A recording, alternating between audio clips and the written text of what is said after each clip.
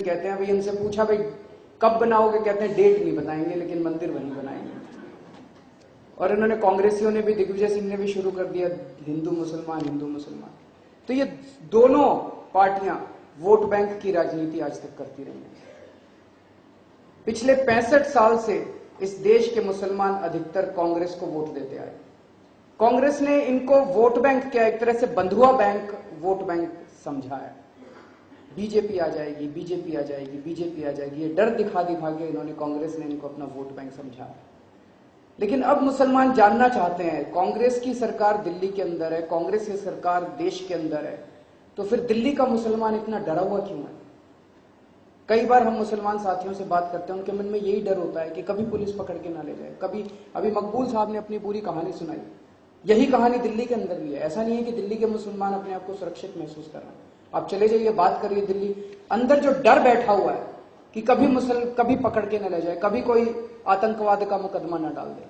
ढेरों ऐसे मुसलमान साथी हैं जिनको पकड़ लिया गया, झूठे मुकदमे किए गए, 5 साल 10 साल तक वो जेल के अंदर रहते हैं, और फिर जब छूट के आते हैं तो उसके बाद उनको निर्दोष करार दे दिया जाता है। अदालत कहती है कि इनके खिलाफ कोई सबूत नहीं था, इनको झूठे मुकदमे के अंदर डाला गया। लेकिन जब 10 साल बाद वो छूट के आते हैं तो उनको कोई नौकरी देने के लिए तैयार नहीं होता, कोई उनकी बहन के साथ शादी करने को तैयार नहीं होता। उसकी भरपाई कौन करेगा? उसकी भरपाई सुप्रीम कोर्ट भी नहीं करता, उसकी भरपाई ये देश की सरकार भी नहीं करती।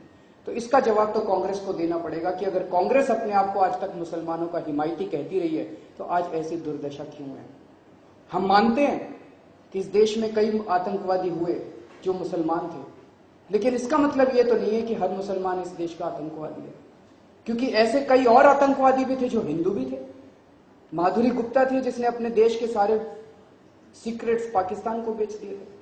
तो हमारा यह मानना है कि आतंकवादी का कोई धर्म नहीं होता।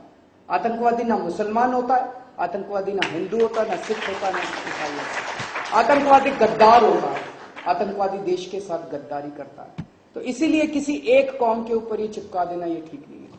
तो कांग्रेस, दूसरा, अभी तक कांग्रेस ने किया क्या? कांग्रेस ने केवल और केवल रिपोर्ट पे रिपोर्ट दी। अभी मुझे इरफानुल्लाह भाई बता रहे थे, एक 1981 में रिपोर्ट आई थी, प्रोफेसर गोपाल सिंह रिपोर्ट, जिसने वही सारी बातें कही थी जो जस्टिस सच्चर रिपोर्ट ने कही है कि देश का मुसलमान बहुत पिछड़ा हुआ है, देश का मुसलमान बहुत अनपढ़ है, देश का मुसलमान बहुत गरीब है। 2007 के उसके ऊपर कांग्रेस ने कोई कार्रवाई नहीं की गोपाल सिंह रिपोर्ट के ऊपर। फिर उन्होंने 2007 में एक जस्टिस सच्चर रिपोर्ट दे दी, और मुझे लगता है अगले 4-5 साल में एक और रिपोर्ट दे देंगे। रिपोर्ट दे सकती है इस देश के जो पिछड़ापन है आज मुसलमानों का, जो अनपढ़ है आज मुसलमान, जो गरीब है मुसलमान, वो किसकी देन है? 65 साल में ज्यादा राज तो इन कांग्रेसियों ने किया था। अगर कांग्रेस अपने आप को हिमायत मानती है मुसलमानों को, तो कांग्रेस से हिसाब मांगेगा मुसलमान कि आपने किया क्या आज तक हम लोगों के लिए। कांग्रेस मुसलमानों को अपना वोट बैंक मानती है और बीजेपी हिंदुओं को अपना वोट बैंक बनाना चाहती है। हम लोगों को अब देश के लोगों को समझना पड़ेगा, ना कांग्रेसियों ने मुसलमानों के लिए कुछ किया, ना बीजेपी वालों ने हिंदुओं के लिए कुछ किया। उन्होंने केवल और केवल वोट बैंक की राजनीति की है। हम लोगों को वोट बैंक समझा है, इंसान नहीं समझा। हमारे लिए कुछ नहीं किया, केवल अपने घर भरे हैं। और समय आ गया जब हम सब लोगों को इकट्ठा होना पड़ेगा। 1984 के अंदर दिल्ली में सिखों का कत्लेआम हुआ और सिखों ने जाके बीजेपी के साथ सांठगांठ कर ली, बीजेपी के पास चले गए सिख। 2002 में गुजरात में मुसलमानों का कत्लेआम हो गया और मुसलमानों ने कांग्रेस का सहारा ले लिया। ना बीजेपी वाले हिंदुओं के लिए कुछ करते, सिखों के लिए कुछ करते, और ना कांग्रेस वाले। मुझे लगता है ये छोटी सी बात क्यों नहीं समझ लेते कि अब हम सारे लोगों को इकट्ठा होना पड़ेगा। इस देश के हिंदू, मुसलमान, सिख, ईसाई, अगर हम सारे इकट्ठे हो जाएं तो हम इनकी वोट बैंक की राजनीति खत्म कर सकते हैं। ये छोटी सी बात हम लोगों को समझनी पड़ेगी। अभी जब शुरू हुआ तो कुछ मुसलमान भाई मुझसे पूछ रहे थे, कुछ पत्रकार, उर्दू मीडिया के पत्रकार पूछ रहे थे, आपको मुसलमानों के अलग अलग मुद्दों पे क्या कहना है? सर, मैं ईमानदारी के साथ कहना चाहता हूं, हमारे पास इस देश की सारी समस्याओं का समाधान नहीं है। लेकिन एक चीज है, आज इस देश में एक भी आदमी ये नहीं कह सकता हमारे में 100 कमियां हो सकती हैं, हमारी नीयत साफ है। हम इस देश के लोगों को जोड़ना चाहते हैं, हम इस देश की समस्याओं का समाधान निकालना चाहते हैं। ये सर्कल है, लोग इस सर्कल के बाहर रह के हमारे को क्रिटिसाइज कर सकते हैं, उससे ना आपका फायदा होगा, ना हमारा फायदा होगा, ना देश का फायदा होगा। हम ये कह रहे हैं इस सर्कल के अंदर आइए, इस पूरी इसके अंदर जुड़ जाइए, आप हमें बताइए कि समस्याओं के समाधान क्या है।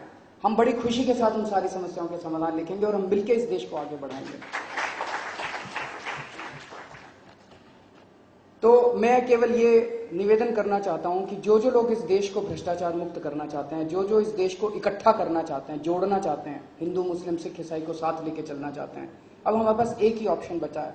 जो इस आंदोलन से ये पार्टी निकली थी, आम आदमी पार्टी, वही मुझे लगता है इस देश को और दिल्ली को दिशा दे सकती है, भ्रष्टाचार मुक्त भारत का सपना पूरा कर सकती है। लेकिन फिर भी कई सारी चीजें हम लोगों ने, एक चीज है, आम आदमी पार्टी की सरकार बनती है।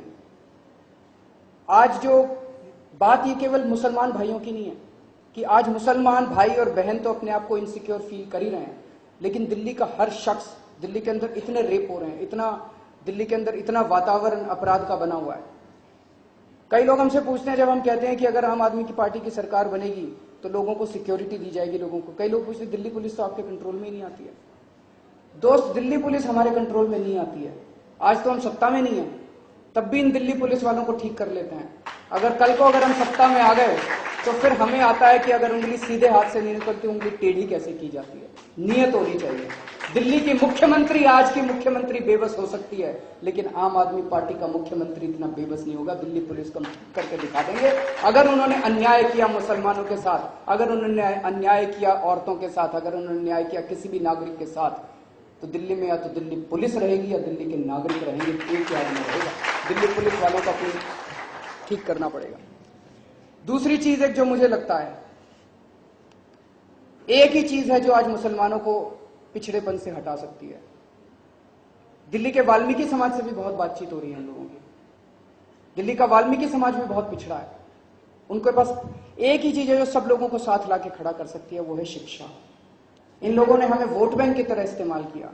वो नहीं चाहते थे कि मुसलमान आगे बढ़े, कि अगर मुसलमान आगे बढ़ जाते, अगर मुसलमान पढ़ जाते, पढ़ लिख जाते, अगर वाल्मीकि समाज के लोग पढ़ लिख जाते, अगर आगे बढ़ जाते, तो उनसे प्रश्न पूछना चालू करते, सोचना चालू करते। वो चाहते हैं कि पिछड़े बने रहें और 100 रुपए देके, 200 रुपए देके, 1000 रुपए देके, दारू की बोतल देके ये लोग हमारे वोट खरीदते रहें। एक ही चीज है जो सबको साथ लाके खड़ा कर सकती है, वो है शिक्षा। इसलिए हमने सबसे पहले अपने इसमें ये डाला है कि चाहे कितना पैसा खर्च करना पड़ जाए, दिल्ली में 3000 सरकारी स्कूल हैं और इन 3000 सरकारी स्कूलों के अंदर 18 लाख बच्चे पढ़ते हैं और सरकारी स्कूलों में पढ़ाई नाम की कोई चीज नहीं है। पढ़ाई के नाम पे बट्टा है।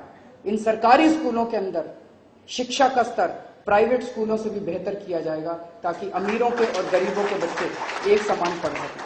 हम ऐसा नहीं कह रहे कि प्राइवेट स्कूल बंद करेंगे, लेकिन सरकारी स्कूलों को इतना बेहतर बनाएंगे, चाहे कितना पैसा खर्च करना पड़े, चाहे कितने नए सरकारी स्कूल बनाने पड़े, ऐसा बनाएंगे कि अमीर लोग भी अपने बच्चों को सरकारी स्कूलों में भेजने में फख्र महसूस करें। तो एक चीज जो मुझे लगता है, शिक्षा एक ऐसी चीज है जो हम सब लोगों को साथ लाके खड़ा कर सकती है। बहुत सारी चीजें हैं, एक जो पैम्फलेट निकाला था इसमें बहुत और भी अन्य चीजें हैं, आप सब लोगों ने इसको पढ़ा है, मैं उनको दोहराना नहीं चाहूंगा। बस अंत में मैं केवल, क्योंकि समय की बहुत ज्यादा कमी है, हमें बताया गया कि हॉल खाली करवाने वाले हैं वो लोग, अंत में मैं केवल ये कहना चाहूंगा कि हम देश को जोड़ने की राजनीति करना चाहते हैं, हम प्यार और मोहब्बत की राजनीति करना चाहते हैं। आज तक इन लोगों ने देश को तोड़ने की राजनीति की है, इन्होंने हम लोगों में जहर भरने की राजनीति पैदा की है। कई बार मैं आश्चर्यचकित रह जाता हूं, इन्होंने, पार्टियों ने ऐसा जहर भर दिया है हम लोगों के मन में। अच्छे अच्छे लोग, बहुत अच्छे अच्छे लोग भी अजीब अजीब प्रश्न पूछते हैं। जैसे मैं महाराष्ट्र गया, एयरपोर्ट पे उतरा तो कुछ साथियों ने आके मेरे सर पे टोपी पहना दी जिसमें लिखा था मराठी में, मी आम आदमी आहे, मैं आम आदमी हूं। उसके बाद एक दिन मेरे पास घर पे एक बंगाली आया, उसने मेरे ऊपर सर पे बंगाली की टोपी पहना दी। उसके बाद मैं 2 दिन तक टोपी पहन के घूमता रहा, किसी ने कुछ नहीं कहा। मराठी की टोपी पहन के रखे, किसी ने कुछ नहीं कहा। उसके बाद एक दिन तमिल वाला लड़का आया, उसने तमिल की टोपी पहना दी, किसी ने कुछ नहीं कहा। एक दिन स्टेज पे किसी साथी ने मुझे, शाजिया ने शायद, मुझे ला के उर्दू की टोपी पहना दी। उसके बाद तो जो लोगों ने, अपीजमेंट कर रहे हैं, मुसलमानों का अपीजमेंट कर रहे हैं, मैं 2 दिन तक वो भी टोपी पहन के घूमता रहा। मुसलमानों का तुष्टिकरण, मुसलमानों का तुष्टिकरण। मुझे ये समझ में नहीं आता कि उर्दू शब्द से और मुस्लिम शब्द से हमें ये ऐसी भावनाएं क्यों पैदा कर देता है कुछ लोगों के मन में। कहीं ये पॉलिटिशियन सफल तो नहीं हो गए हमारे मन के अंदर कुछ जहर पैदा करने के लिए?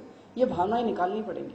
मराठी भी इसी देश के हैं, बंगाली भी इसी देश के हैं, तमिल भी इसी देश के हैं, मुसलमान भी इसी देश के हैं, हिंदू भी इसी देश के हैं और सिख भी इसी देश के हैं, सभी लोग इसी देश के हैं। तो ये मैंने ये पर्चा लिखा, मुसलमान भाइयों बहनों बुजुर्गों और बच्चों के नाम पर्चा। इसके पहले मैं कई पर्चे लिख चुका था। मैं पूरे दिल्ली के अंदर घूमता रहता हूं, समाज के अलग अलग हिस्सों से मिलता रहता हूं। तो सबसे पहले मैंने ऑटो ड्राइवरों के नाम एक पर्चा लिखा था, किसी ने कुछ नहीं कहा। फिर मैंने वाल्मीकि समाज के नाम एक पर्चा लिखा, अप्रैल के महीने में, किसी ने कुछ नहीं कहा। मई के महीने में मैंने झुग्गीवासियों के नाम एक पर्चा लिखा, किसी ने कुछ नहीं कहा।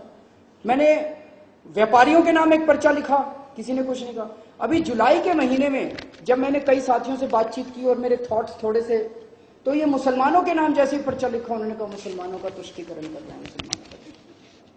ये हमें समझना पड़ेगा इस पर्चे में क्या लिखा है हमने। इस पर्चे में हमने लिखा है कि हमें नफरत की राजनीति खत्म करनी है। इस पर्चे में हम लोगों ने लिखा है कि हमें शिक्षा और रोजगार पैदा करना है।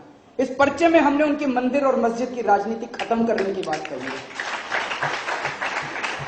इस पर्चे में हमने लिखा है, वो कहते हैं आपने मुसलमानों के नाम क्यों लिखा, आपने मुसलमान शब्द क्यों इस्तेमाल। कई लोग मेरे से पूछते हैं, कई साथी मेरे से पूछते हैं। मैंने कहा अगर वो हिंदू और मुसलमान के बीच जहर पैदा कर रहे हैं तो मैं किसान और मजदूर के बीच में एकता की बात थोड़ी करूंगा। मैं तो फिर हिंदू और मुसलमान के बीच में ही तो एकता की बात करूंगा। उनके जो जिस तरह की भाव नफरत पैदा कर रहे हैं उसको काउंटर तो उसी तरह से किया जाएगा। अगर वो हिंदू और मुसलमान के बीच में नफरत पैदा कर रहे हैं तो हिंदू और मुसलमान के बीच में प्यार और मोहब्बत की बात तो हमें करनी पड़ेगी। तो ये हमारे मन में जो जहर पैदा कर रहे हैं इन लोगों ने, कई पार्टी वालों ने कर दिया, इससे भी हम लोगों को सतर्क रहना है। और आजकल एक अफवाह फैलाई जा रही है पूरी दिल्ली के अंदर। आज चूंकि सब लोग यहाँ बैठे हैं, ये अफवाह फैलाई जा रही है जी। पहले तो ये कहते थे शुरू जब अन्ना आंदोलन हुआ, या आरएसएस के लोग हैं, आरएसएस के लोग हैं, आरएसएस के लोग। फिर उन्होंने अफवाह फैलाई अभी 3-4 महीने पहले से, ये केजरीवाल तो शीला दीक्षित का आदमी है, संदीप दीक्षित का क्लास फेलो रहा है पुराना। ये बड़ी अफवाह फैला रहे हैं, संदीप दीक्षित का क्लास फेलो है।